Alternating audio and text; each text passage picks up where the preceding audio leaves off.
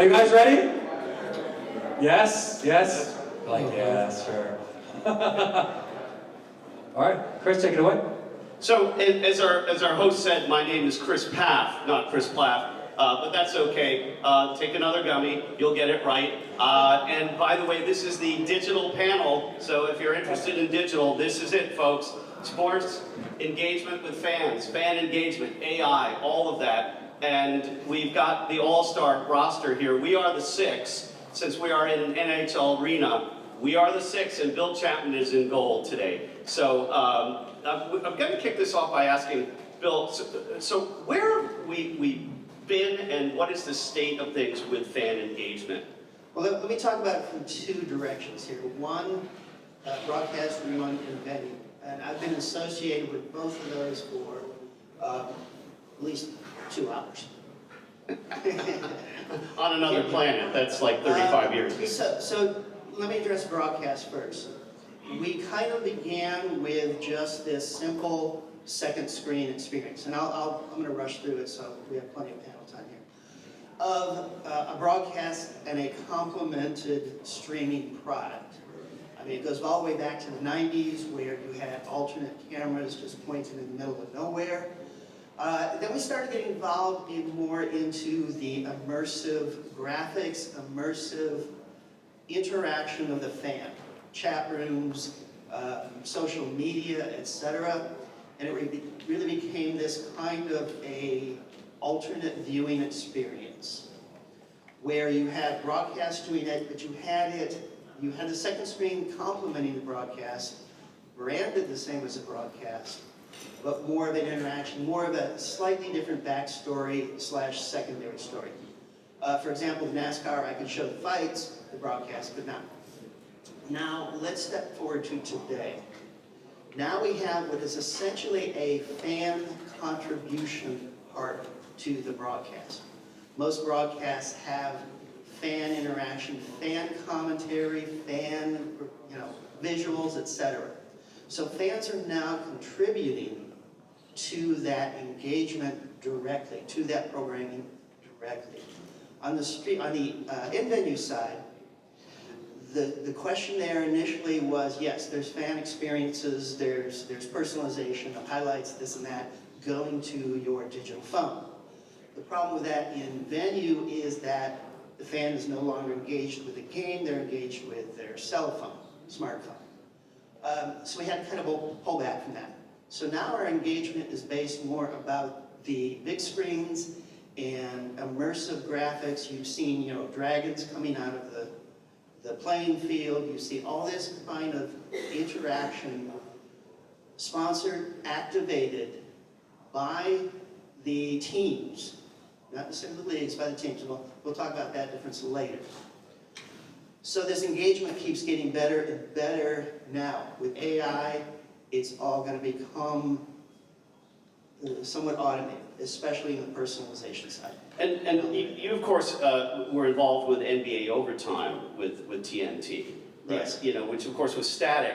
But I mean, where do you feel that and again, for those who don't know, Bill is with Warner Brothers Discovery. If you want to buy him today, you can, and Bobby Hull over here will create the collectible. But We can discuss my commission. exactly. But do you feel that the performance data is driving more of this fan engagement? So I think to the all-cast, it absolutely is. It's an entirely second program. There is a bit of performance data into the broadcast itself, how fast are they running, speed of pitches, speed of passes, etc. But all casts really are, to me, they're kind of the geek show. There's so much statistics, so much performance data within that is captured and processed pretty much in real time. But there is an audience for that. yeah, and speaking of audiences, that Pawel, I mean, you're doing things at scale, covering all sports, but I mean, you're also about empowering teams with data. And talk about how Respo.Vision is really bringing all of this together. Yeah, sure. To bring everyone up to speed, what we're doing, what my company is doing is optical player tracking. So achieving or acquiring as granular data as possible from sporting events. So using optical feed as an input, TV feed, tactical feed, whatever the event is recorded with. The AI algorithms capture players' positions within the pitch confines, multiple times per second, and then you have granular data, and then you can do lots of stuff with it. Essentially, there are two lines of business for a company like mine. It's a performance business and a fan engagement business. So you either utilize the data to optimize the sporting outcome, to help teams, scout better, assess performance better, prepare towards the next opponent game better, or you are walking into this direction of, how can I make fans more entertained? How can I make it easier for them to do certain purchase decisions and stuff. Yeah, and André, with Machina Sports, you're doing something that's somewhat similar, but you're really taking data from a lot of your partners, like, for example, Genius Sports and Stats, and creating a more engaging kind of package, which I think is really pushing much closer to what we're trying to get to with AI personalization. Talk about what Machina Sports is bringing to the table here. Yeah, of course. So we're building the fan engagement operating system powered by AI agents. And we do that by having deep integration with the data providers in the industry. So we mapped Sport Radar, Stats Perform, Respo.Vision. We're going to ingest all of this data by pre-existing connectors. So sports organizations, they don't need to build or maintain this infrastructure. They bring their own stack. And then we have these integrations pretty much already done. And then you can build AI agents that tell stories on top of this data, right? Transform raw data, raw context of sports, not only the stats on the game, but also what people are talking on social media, what are the latest news, rumors, ingest all that in our knowledge base, so then you can create stories on top of that. So we have broadcasters like DAZN using us for gamification, creating quizzes and polls in multiple languages, and also sports books creating articles, match previews, match recaps, sports betting copilots. So it's a developer toolkit that helps you build these agents much faster to automate sports workflow. Right, and is that getting to what Bill was saying about teams and leagues and bringing things in-house? I mean, you're enabling people essentially to roll their own LLMs to some extent. Is that true? Yeah, I mean, we leverage, of course, a lot of foundational models, Gemini from Google, OpenAI. So we have all of these models integrated, and then you can plug and play different models depending on the use case. If you need some faster, outputs, you can use smaller models. So we cannot have all the models available, and then build by choosing what is best for the use case you're building. Right, and Stephen, you're in an interesting position because you work with the likes of the NFL, Major League Baseball for fan engagement. But you also are doing work in event management and touching a little bit in name, image, likeness, NIL. Talk about what Cerbrec is doing in this space and what you see as a kind of a leading edge of fan engagement. Yeah, so Cerbrec is a company that about 4 years ago decided that AI is going to have to be integrated into almost every business. So we've done this in semiconductor, in pharmaceutical, in financial services, and we provide an AI platform. It's what's called low-code, no-code. So we put it in the hands of not the IT group or not the developers, but in the hands of a coach or a player or a team manager who's got this great idea in terms of how they're going to implement AI. They're clueless where they start or how they begin or what they do with it. So we provide them this platform. We do a collaborative model where we sit down with them, determine use cases. We just sat down last week with the GM for BYU football and kind of went through about 10 different use cases, put it in their hands so they can start developing. And how is this an enterprise-wide thing for BYU, or how? It will be. It will be. We're starting with football. Okay, that's interesting. That's very, very interesting. Since we are in an NHL arena, gentleman on the far left here is no longer Robert Hull. He is Bobby Hull. How many people don't know who Bobby Hull was? Don't be embarrassed.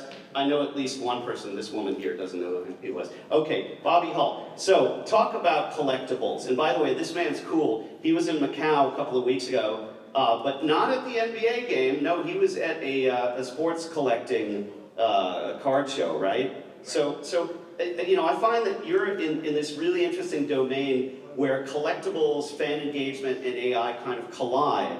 Talk about where Panini America is in this collision. So from a legacy standpoint, we're more in the physical trading card space, but we've gone definitely more into the digital collectible side. And what we're trying to do now is make engagement and fans come together in that space. So we've actually have a company that we're using that's called AI Planet. They're helping us go through that navigation and shift from physical to digital. And there's so many spaces in this that you can get into, but the collectibles space is really changing, and it's changing very, very rapidly. And I think as AI and some of those interactions start happening, you're gonna have to go more into the. So let's cut to the chase to answer the question that's on the minds of half the audience. Are you in the bobblehead space at all? We're not. Okay, you're not. Willing to learn? Okay, maybe. But this, from my perspective, we look at personalization as part of this, and you know, both Bill, Pawel, André, we were all talking earlier about where personalization is in terms of the mountain of data that's available. I think personalized highlights, I think, Bill, you had said that that's a multi-billion-dollar business. So, you know, where do you think that's going, and particularly as we head into a busy sports year with FIFA World Cup and, of course, the Cortina Olympics? Right, I think personalization, and we're already doing it to a degree, in terms of, you know, you can set up an account, you can pull your personal highlights, not only long-term, but immediately when there's an action that you have, your agent has said, as soon as this happens, I'm sending you this.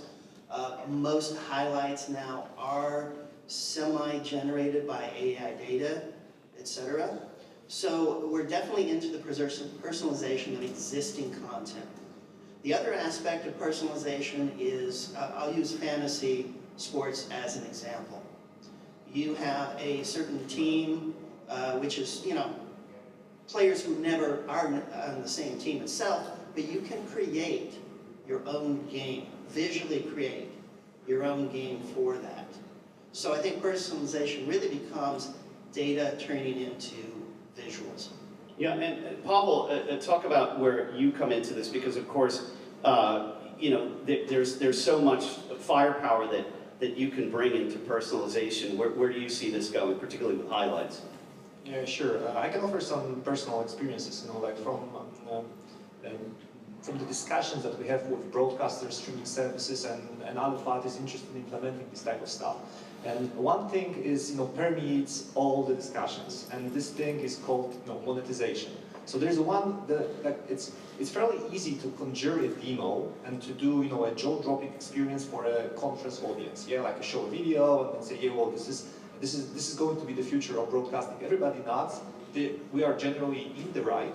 But the big question pertains, you know, like how to monetize this type of stuff. So quite often, upon the discussion, you know, around POCs, demos, and first implementations, we have a question: okay, how does it translate to my being the, you know, the customer, the purchaser, higher increased revenues? How do I monetize funds better? How to bring more sponsors? Because, you know, ideally, a implementation deal has a sponsorship attached. So that brings us from a direction, from like a broader discussion on technicalities and visuals, onto the discussion, okay, how can I pop up a sponsorship window within the, you know, the VFX, or within the, you know, the modern or the innovative stuff that I'm trying to, you know, to put in front of fans. So I think that is the biggest discussion right now, and we are in an early era of visualization, like data-driven visualizations, automatically triggered visualizations or cut highlights.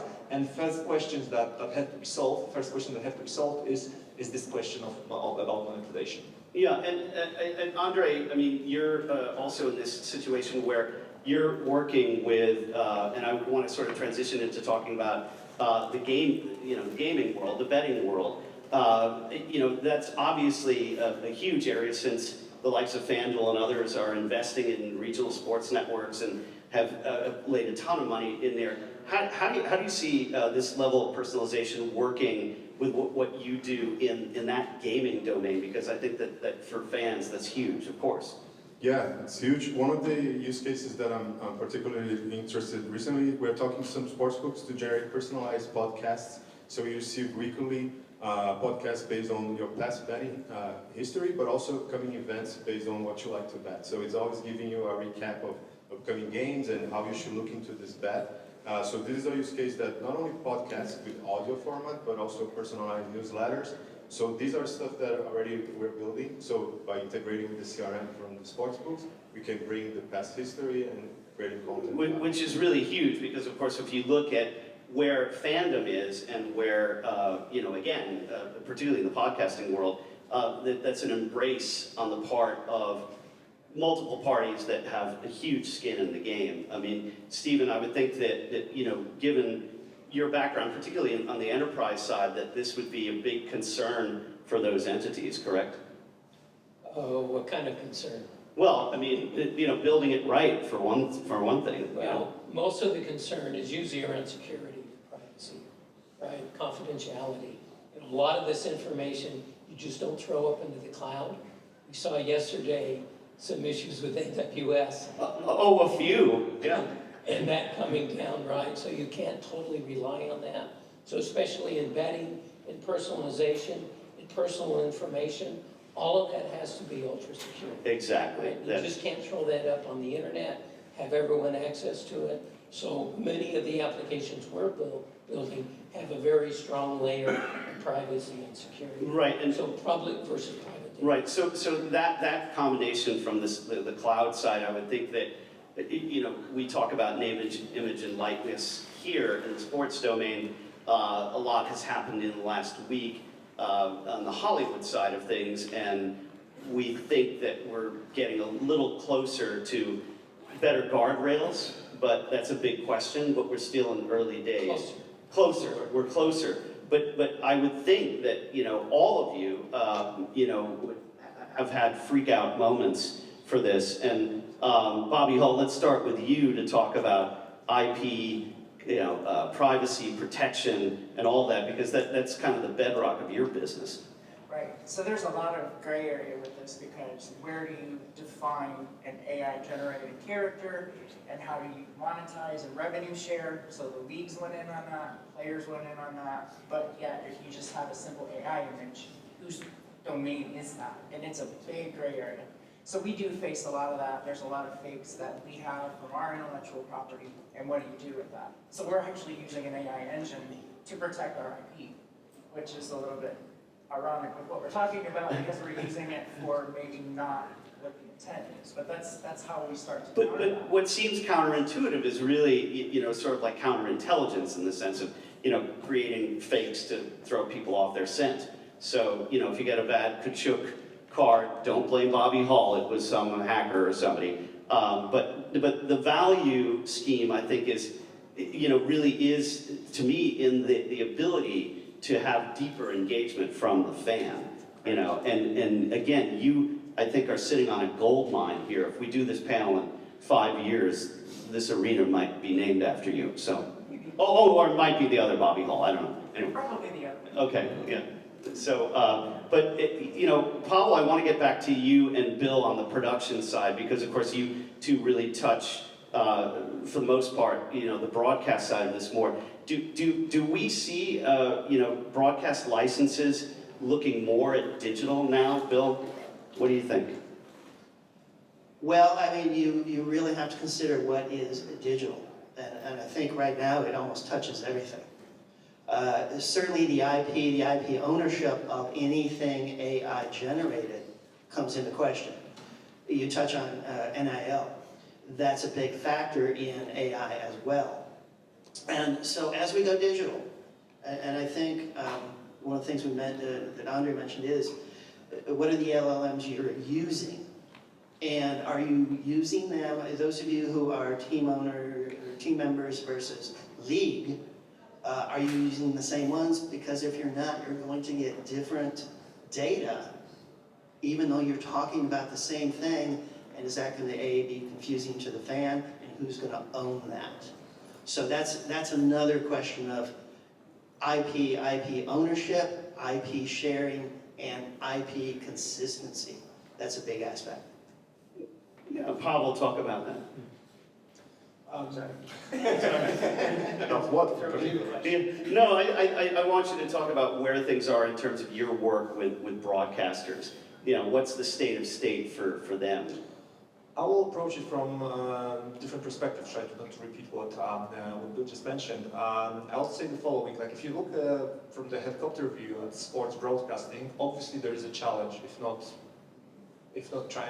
should we use the bigger words for that. So the challenge is the following, you have younger and younger audiences which are trained, educated on a different type of environment that what linear TV can provide.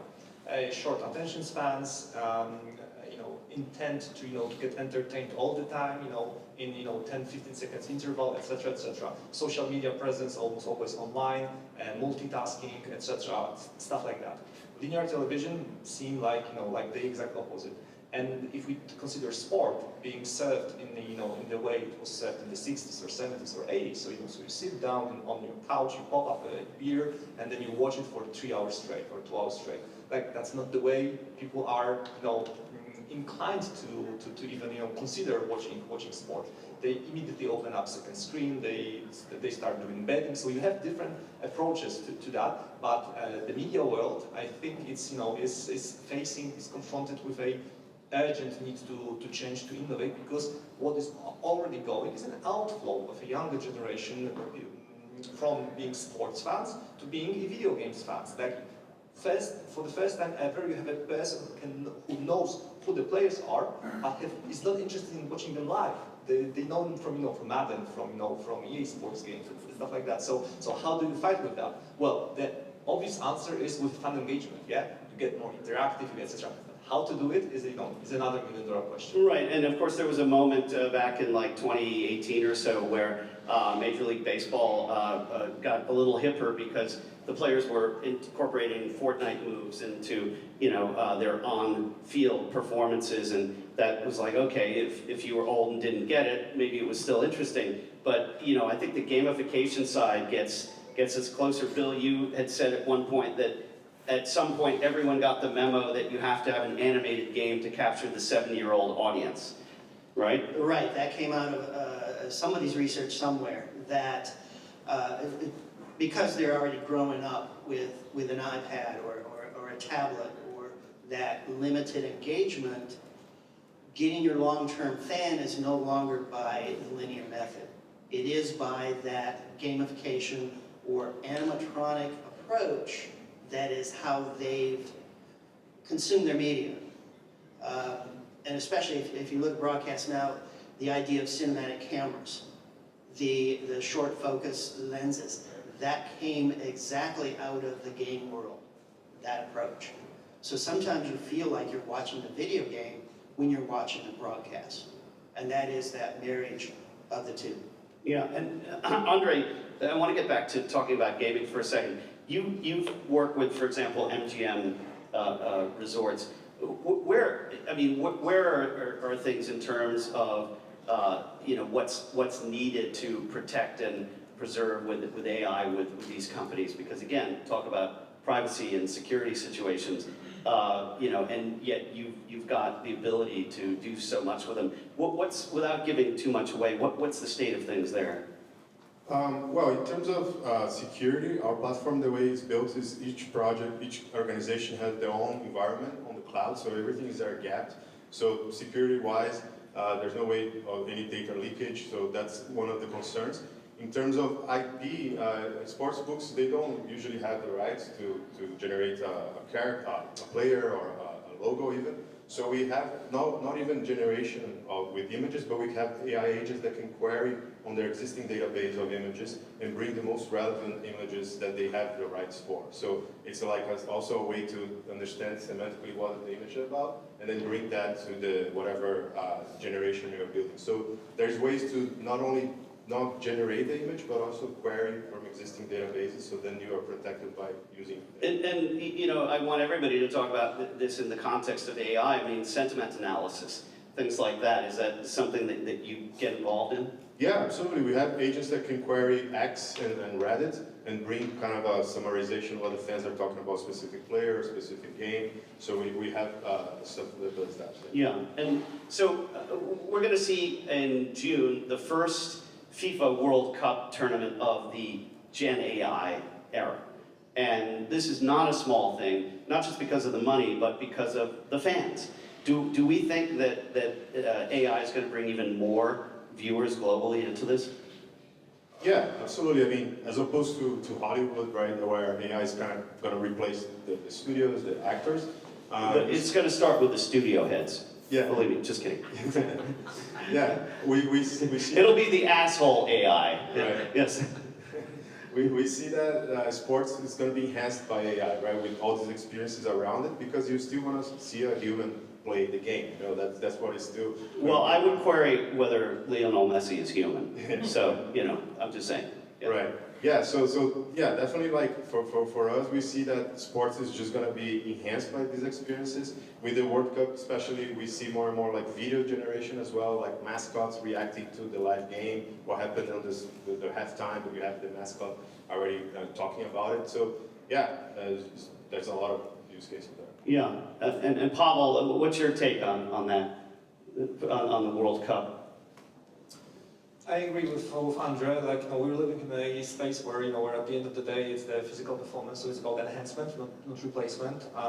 Gen AI, from the, let's say, AI practitioner perspective, I would like to say the following. Like, Gen AI, what it is good at is it extends the capabilities of producing content, but it produces content in a, let's say, probabilistic way. Yeah, so I type in a prompt and I get more or less what I want, but I cannot never know what I actually will get. You know what I mean? Yeah, visually, but also in the terms of text, etc. Because this is because of how those systems are created. They are essentially a text generators, a next word predictors, and next pixel predictors. So there's a certain degree of probability in what we're doing.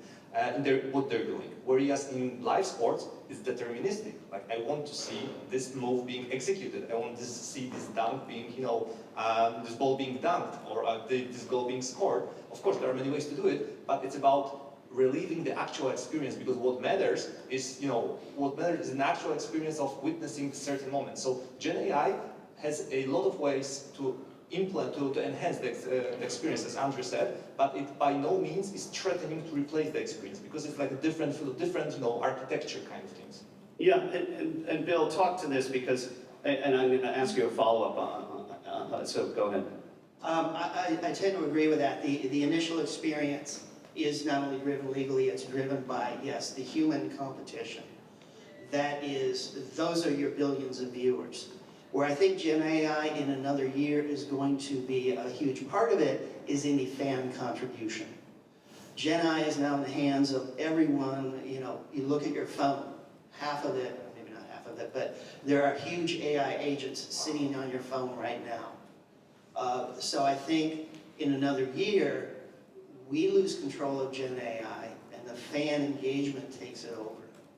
And I think that's going to be the biggest impact at a global level. And you, for those who don't know, did spend some time with the fan-controlled football league. Yeah, maybe you don't want to talk about it, but let's just talk from a use case perspective. I mean, that was conceptually really kind of cool. Well, actually, yeah, I mean, it was a very interesting technological / fan experience. And those of you who aren't familiar with it, basically the fans ran the teams. They chose the plays, they chose the players, et cetera, et cetera. A slightly different set of rules based on the fact that the fans were the coaches, were the play callers, et cetera. So it made it, first, a technological challenge, which this began 3-4 years ago, so it's improved immensely. But I think you're going to start to see that. There's a new tennis league called Intense that just came out that's applying a lot of that technology. And from the broadcast side, it's applying it on the production side as well. A lot of the cameras you are seeing, a lot of the cameras you're seeing in stadiums are AI controlled. They're not creating an AI picture, but they're AI controlled to follow this, follow this, follow this. So that personalization comes in on the control of it, not necessarily the generative video aspect of it. And I think that is another huge aspect. Yeah, and there's been a big investment in technology from the league side. I mean, NBA recently got had an investment in MediaKind. Is this sort of the war chest of, you know, building bigger tech stacks for engagement as well as trying to make a better experience? I mean, any one of you can jump in, but you know, I'm gonna throw this to Pawel first. There's an obvious question, and I think it was touched upon during previous discussion here. You know, who actually owns the content? Who owns the fans? Who owns the data? Who is the one to beam the fan engagement content to the end user? And I think the answer is whoever is the strongest, because there's money involved. So whoever has a capability will do that. You know, there has been a huge surge in OTT as a topic of interest to just try to kind of like circumvent the typical distribution channels. I think AI and what AI offers to fan engagement will be another edition of this kind of fight to get to the fans directly. So clubs will be using AI highlight tools to just send the data or send the generated data, which might be not protected by the existing agreements. So I think we're in for a great deal of lawsuits, a great deal of innovation. Oh, yes. Yeah, that's what we The all want. real sports begin. The real boys enter the field. Yeah. Yes, Stephen. Yeah, You have more than a little experience here. Yeah. Well, I built 5 AI companies, and I've been in AI for 15 years. So one of the things that I think has been great about kind of the industry in the last couple of years is the awareness of AI is certainly embedded in everything that we do now. Every business has to have some kind of an AI strategy. The AI strategy is not, well, I use ChatGPT in my business, so that's our AI strategy. I think that's a big problem. We've seen a lot of clients, not only in sports, but also in semiconductor and manufacturing and pharmaceutical, that are like, oh yeah, we tried ChatGPT.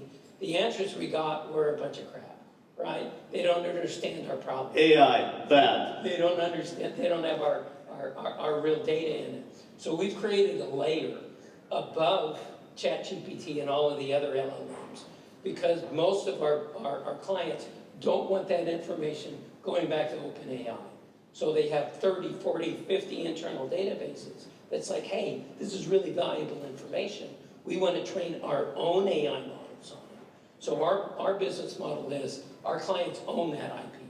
That's their IP, that's their platform, that's their solution, because it's being trained on their own data. So we like to separate that too.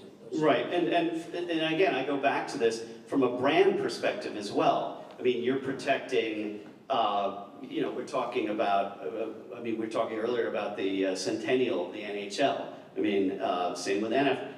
There seemed to be a lot going on in 1925. But, that's 100 years of data, if you will, that, are you going to give it away for free? No. But that has been the pull. Bobby Hull, we were talking about the dawn of the internet era, and you were here, like 2003 at this arena, which probably makes him the oldest person in the room. Just kidding. He's not older than me. But, I mean, you are dealing with likenesses and players, and although I do want bobbleheads of coaches for you to create, because then we can punch them. But, I think that you've got a big job ahead of you, and you mentioned some of the partners you're working with. I mean, but where do you see the considerations set? I mean, because you're not going to be obviated. People still want, the analog, physical, fiduciary, right? So Stephen hit on this very appropriately. I mean, we use AI to generate what content we think people are going to want, but there's still a human element to it, and there always will be to some degree. But this gets a little bit into how the sausage is made, but we do use analytical tools and AI in our own platform, just exactly your point, because we don't want it public, of what events or moments will happen in a game, so that we're on top of it and we can grab that moment in time and make it a collect. That's kind of how we do that. And it's important. I mean, you have to be in front of it, and you have to be able to predict, but the human element, even with AI, is still extremely important because AI is not always going to have the right answer.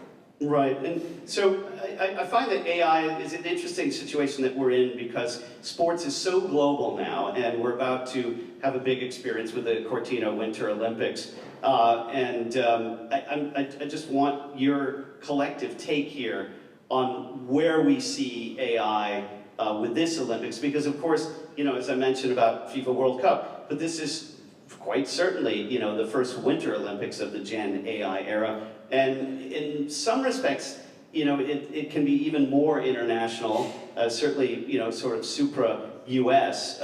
So, I mean, what do we think about where this is going, André? Yeah, I can mention one of the first use cases we did was actually for the Paris Olympics 2024, where we built agents to generate match recaps for all the events. So that we had like an agent that spit out 3,000 articles covering sports that you wouldn't have a coverage, right? Tier 2, Tier 3 events.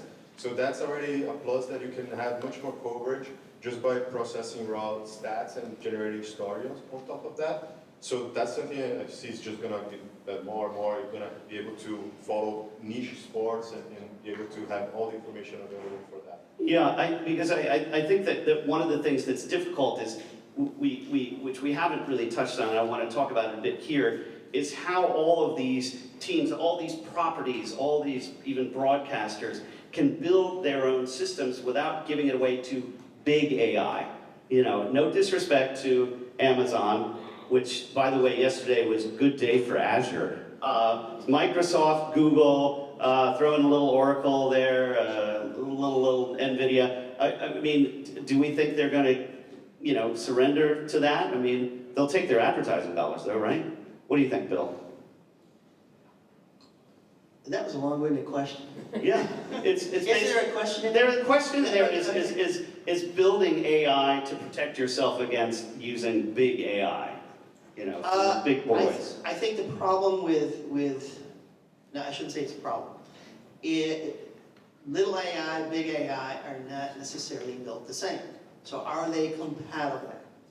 And is the large learning models missing the fine details, as you say, the human elements that are put into the limited engines that make them more exact, make them more accurate than something that's looking at a model that maybe 90% of it does not apply. And when you talk about the Olympics for next year, I think AI's got, as André said, it's going to have a huge aspect in personalizing the existing content, the existing data for each and every person versus the linear side. And our streaming numbers for Olympics have been growing. And I wouldn't be surprised if next year they are bigger than broadcast. Oh, I can't wait for that. And, you know, we place bets on that. We'll take one question because we're running out of time. If anyone has a question, otherwise we're just going to keep having a good time yakking up here. Okay, we'll keep yakking. So, niche sports.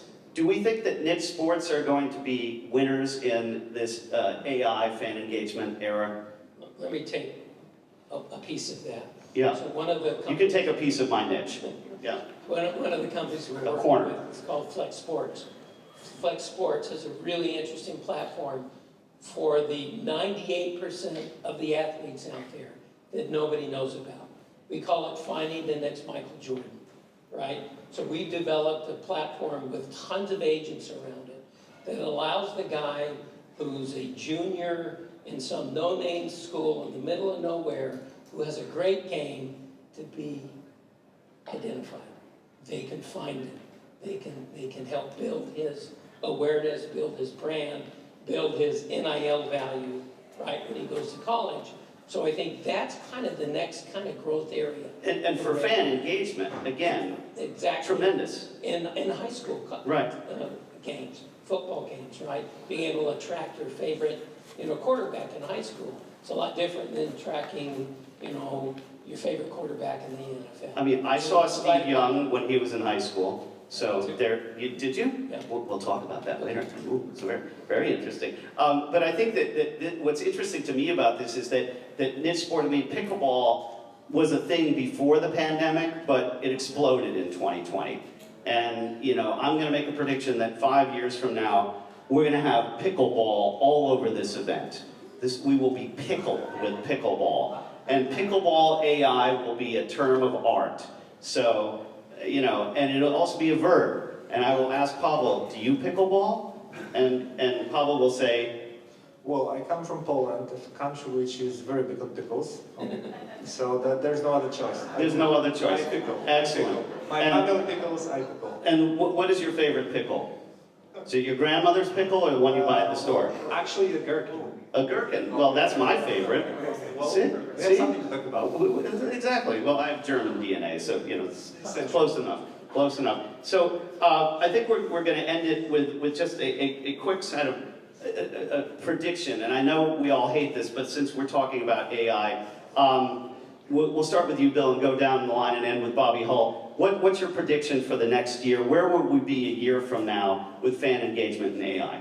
I think I touched upon it earlier. I think a year from now, it's not going to be us leading the charge. It's going to be the fans leading the charge because they will be the ones creating content using AI. We're kind of giving them direction, giving them ideas, giving them best case, worst case, but we're no longer in as much control as we used to be. Excellent. Pawel. I'll add one more thing to that. We'll have more and more automatically triggered sponsorship pop-ups. You know, things like speed drop by DHL delivered to you on screen without making customers angry that they see something. And since we're in Amaranth Bank Arena, player gets a tooth knocked out, local dentist ad. Oh yeah, Yeah. well, Yeah. sounds funny, but it might not be. as funny. No, it's awesome. Stephen. We're building mentors for college or for high school athletes. You want to play like Steve Lund or Steve Young? Yeah, that'd be bad. Ooh, I like you. So you're an avatar. I knew it. Sawdust was coming out of his ear. No. So AI mentors Awesome. for athletes. Andre. We see that in a year from now, we'll have personalized live narration for sports, so you will be able to pick how you want to listen to the game, biased towards your team, making jokes that you like, so pretty much one-to-one live narration. Go, Bobby Hull. I think that you're going to see a lot more sports worldwide. So you're going to pick up, for example, the Winter Olympics and FIFA in non-traditional countries like India, South Asia, things like that. You're going to see that just literally explode because of that. Excellent. My prediction is that we will have more fan-produced sportscasts. And yes, to a point made just a second ago, if I want to create an announcer, because most of them suck in this country, I'll voice it, because I also have a voice acting business, and that's my prediction. And you are a beautiful fan engagement audience here, so give it up for yourselves. And give it up for Bill Chapman, Warner Brothers Discovery, Pawel Osterreicher, Respo.Vision, Stephen Lund for Cerbrec, André Antonelli with Machina Sports, last but not least, Bobby Hull with Panini America. I'm Chris Pfaff from Chris Pfaff Tech Media LLC. We'll be outside signing autographs and your bobbleheads.